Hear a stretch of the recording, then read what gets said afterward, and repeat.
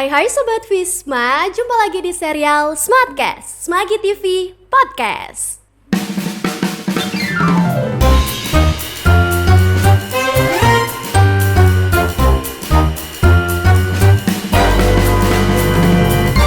Perkenalkan, saya Rifka Ulia Ramadhani, selaku salah satu kru Smagi TV yang akan menemani kalian dalam episode kali ini.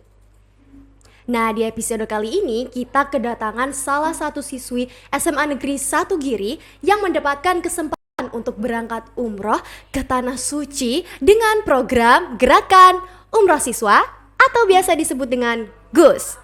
Nah teman-teman, GUS sendiri ini adalah salah satu program di SMA Negeri 1 Giri Taruna Bangsa dengan memberangkatkan siswa atau siswinya yang berhasil menghafalkan Al-Quran minimal 5 juz.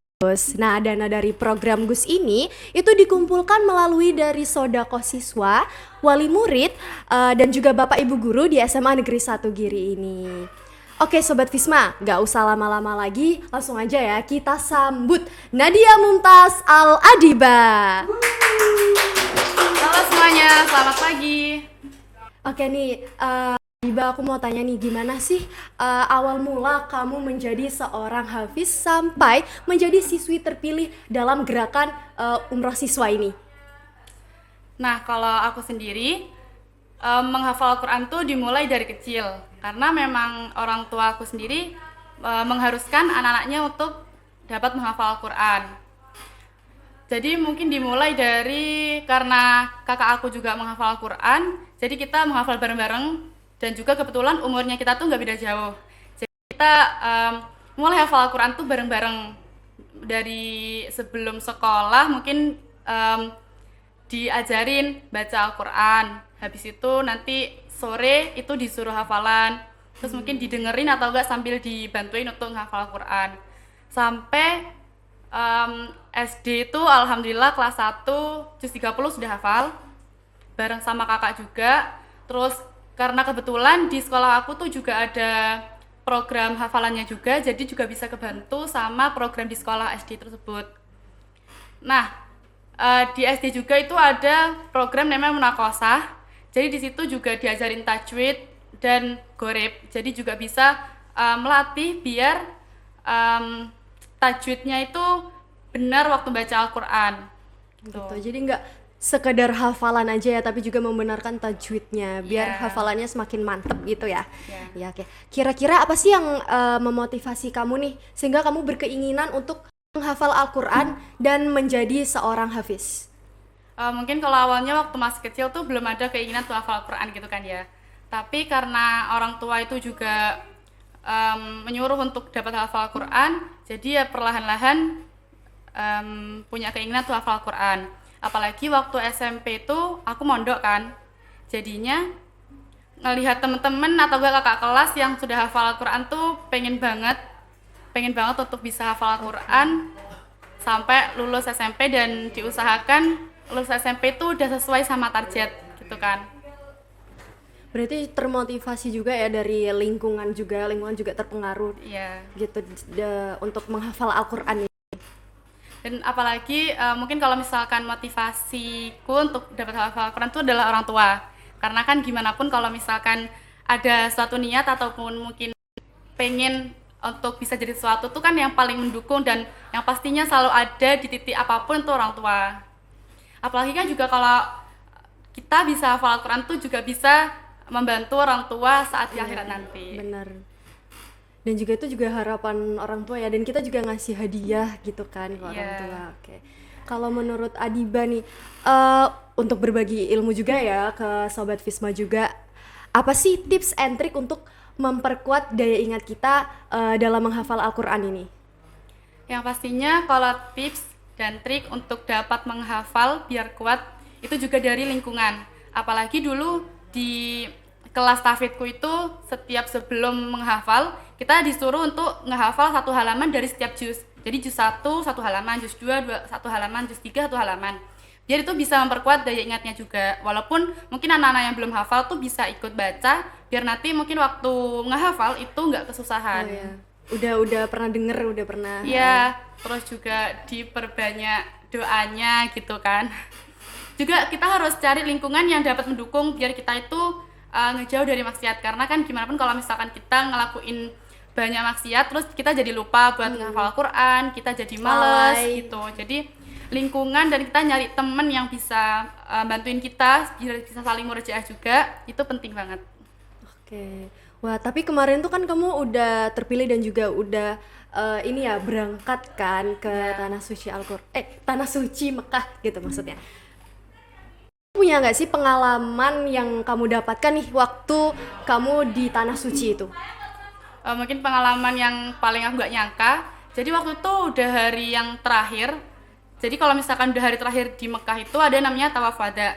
Nah, tawaf wada itu tawaf perpisahan. Jadi setelah kita tawaf wada, kalau misalkan kita udah keluar dari lingkungan Masjidil Haram itu, kita nggak boleh masuk lagi ke sana. Dan itu kayak ya emang haram untuk masuk ke situ lagi gitu. Tapi waktu itu keadaannya waktu hari terakhir, waktu lagi tawaf wada itu aku belum berkesempatan untuk nyentuh Ka'bahnya.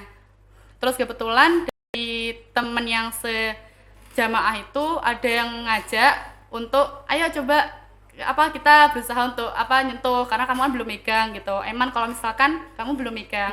Terus ya udah diajak buat nyentuh, walaupun itu juga kan kalau misalkan pas waktu aku umroh waktu itu emang keadaannya full banget, Padet. ya padat banget, jadi orang tuh banyak, jadinya kesempatan aku itu waktu sebelum-sebelumnya buat bisa nyentuh Ka'bah itu kecil gitu karena emang sepadat itu. Tapi alhamdulillahnya waktu itu dikasih kemudahan sama Allah, jadi kayak waktu udah masuk di barisan ketiga atau mungkin keempat dari Ka'bahnya itu lumayan sepi, jadi bisa kayak mepet-mepet masuk gitu. Dan alhamdulillahnya bisa megang di hari terakhirnya itu. Berarti itu momen yang sangat gak disangka ya. Gak nyangka banget. Padahal sebelumnya tuh udah mikir kayak Eman gitu kan, udah umroh tapi gak sempat megang. Walaupun emang waktu itu gak sempat megang Hajar Aswadnya, tapi sempat megang Ka'bahnya itu.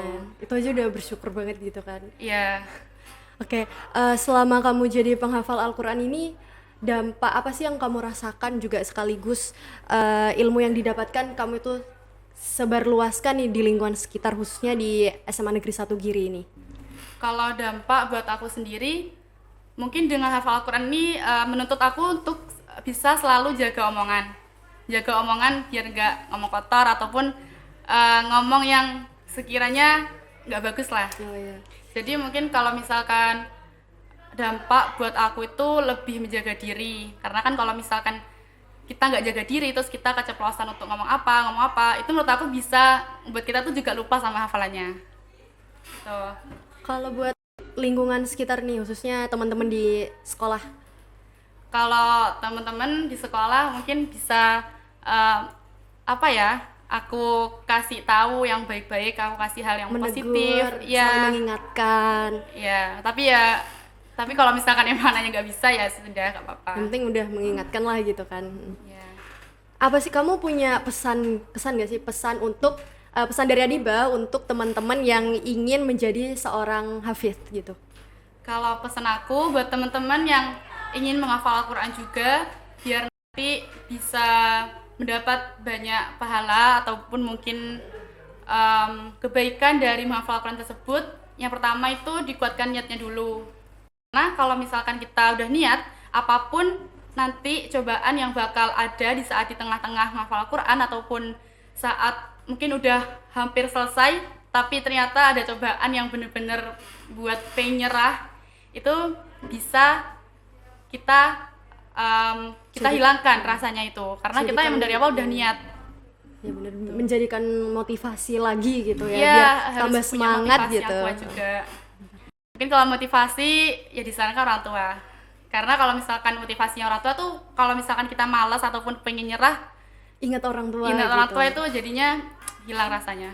Oke, gitu ya Sobat Visma. Ini adalah salah satu cerita dari siswi ya yang terpilih berangkat ke Tanah Suci dari program GUS 2025 kemarin ya. Oke.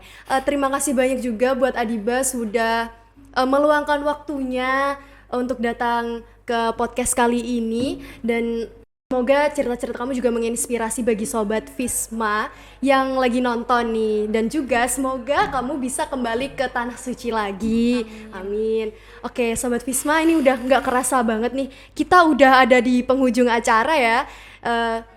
Juga terima kasih ya sama Sobat Visma karena sudah melihat, menonton cerita-cerita dari Adiba ini. Semoga bisa memotivasi juga buat Sobat Visma. Oke. Mungkin segini aja ya podcast kali ini. Saya akhiri, saya Rifka Aulia Ramadhani. Pamit undur diri. Semoga kita bisa bertemu lagi di podcast selanjutnya. Dadah. Dadah.